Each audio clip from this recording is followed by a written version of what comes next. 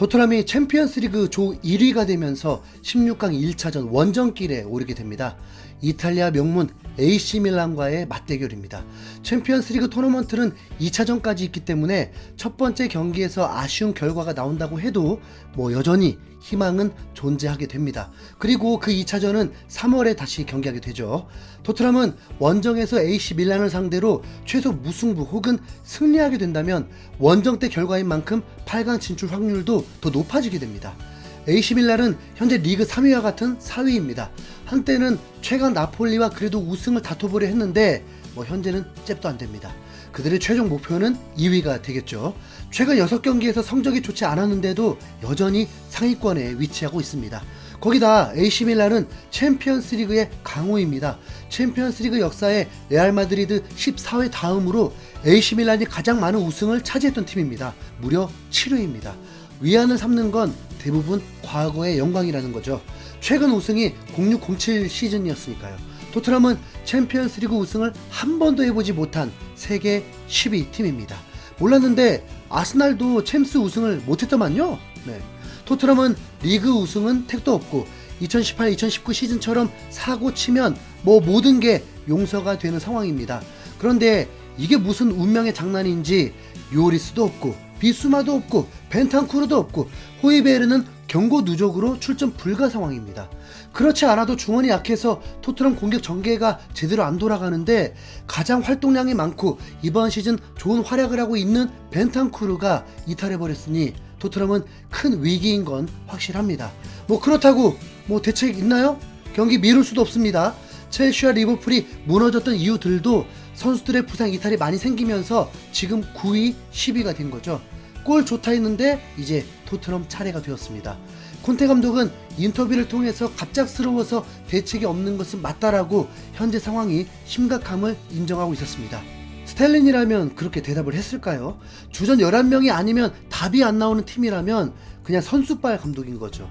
그런데 어느 팀이든 부상 없는 경우가 어디 있겠습니까? 과거 2018-2019 시즌 8강전부터 팀의 엔진이라고 하는 케인이 없었을 때 대부분 전문가들은 토트넘이 탈락할 거라고 확신했습니다.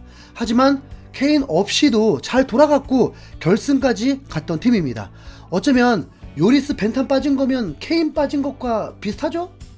사실 벤탄 빠진 것보다 요리스 부재가 더 심각합니다. 요리스는 토트넘의 수비가 불안하면서 위기를 많이 겪게 되고 공격도 많이 허용하다 보니 정말 많이 고생하고 있었습니다. 요리스 스스로 실수해서 실점을 한 것도 있지만 워낙 수비가 불안하니까 생각할 게 더 많아지는 거죠. 토트넘은 현재 최악의 수비수를 보유하고 있다고 해도 과언이 아닌 상황입니다. 포스터 골키퍼가 출전했을 때 기대할 게 뭐가 있나요? 직전 리그 경기인 아스날과의 경기에서 브렌트포드 골키퍼는 신들린 선방을 해내면서 팀의 무승부를 이끌었습니다. 이런 골키퍼만 있었어도 토트넘 지금 상황 아닐 텐데. 실제로 라야 골키퍼는 토트넘의 영입 리스트에 올라 있다고 합니다. 라야 골키퍼가 유럽 대항전 출전 의지가 높아서 재계약을 하고 있지 않다고 합니다. 그럼 토트넘이 오지 않을 확률이 더 높을 수 있겠군요.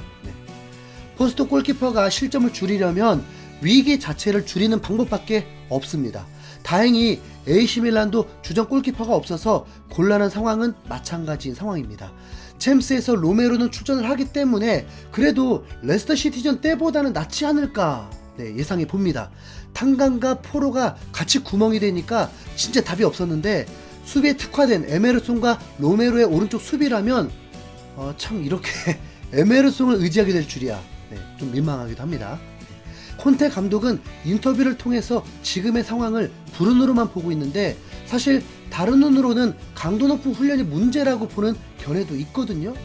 물론 결과론이지만 어쨌든 경기는 진행되어야 합니다. 주사위를 던지지도 않고 기권할 수는 없잖아요. 뻔한 결과라고 응원 안 할 것도 아니잖아요. 경기 전 토트넘 선수들의 트레이닝 영상이 나왔는데 분위기 그렇게 나쁘지 않았습니다. 그리고 미처 깨닫지 못한 건 토트넘이 완전체가 된 부분이 있더라고요. 토트넘의 공격수 전체가 훈련에 참여하고 그건 바로 챔스에서도 뛸 수 있다는 것입니다. 손흥민, 케인, 클루셉스키, 히샬리송, 단주마, 모우라까지 모우라도 회복을 했고 단주마는 리그 출전이 불발되었는데 챔스 16강전에는 출전이 가능합니다. 자, 그럼 모든 선수들이 선발로 나올 수는 없고 퍼즐만 잘 맞춰보면 새로운 도전적인 전술이 만들어질 수도 있습니다. 지금부터는 희망 회로를 돌려보겠습니다. 토트넘은 현재 중원의 주전이 아예 사라졌습니다. 비주전 선수가 투입될 수 있다고 하지만 이 중요한 경기에 가장 중요한 허리가 비주전이라면 팀의 조직력은 완전 무너질 수 있습니다. 열심히만 뛴다고 될 문제가 아니니까요. 스킵은 이미 올 시즌 경기 경험이 매우 적습니다. 사르는 최근 출전한 적은 있지만 그냥 경험 부족 선수입니다. 단 한 명의 선수라도 토트넘이 신뢰할 수 있는 레벨이 필요한데 한 선수만 포지션을 이동시키면 그럴싸한 그림이 나오게 됩니다. 누구냐면 쿨루셉스키입니다. 이놈의 스키, 지난 시즌과 다르게 올 시즌 활약이 미비하고 슈팅 욕심도 잔뜩 내면서 손흥민에게 패스가 거의 가지 않고 있거든요. 그럼 컨디션 난조냐? 뭐 그런 건 아닙니다. 꾸준히 선발 출전을 하고 있죠. 클루셉스키는 이미 유벤투스에서도 윙어뿐만 아니라 중앙 미드필더로도 뛰어봤습니다. 클루셉스키는 기본적으로 근면 성실한 선수입니다. 팀 내에서도 벤탄쿠르 다음으로 활동량이 좋은 선수이기도 합니다.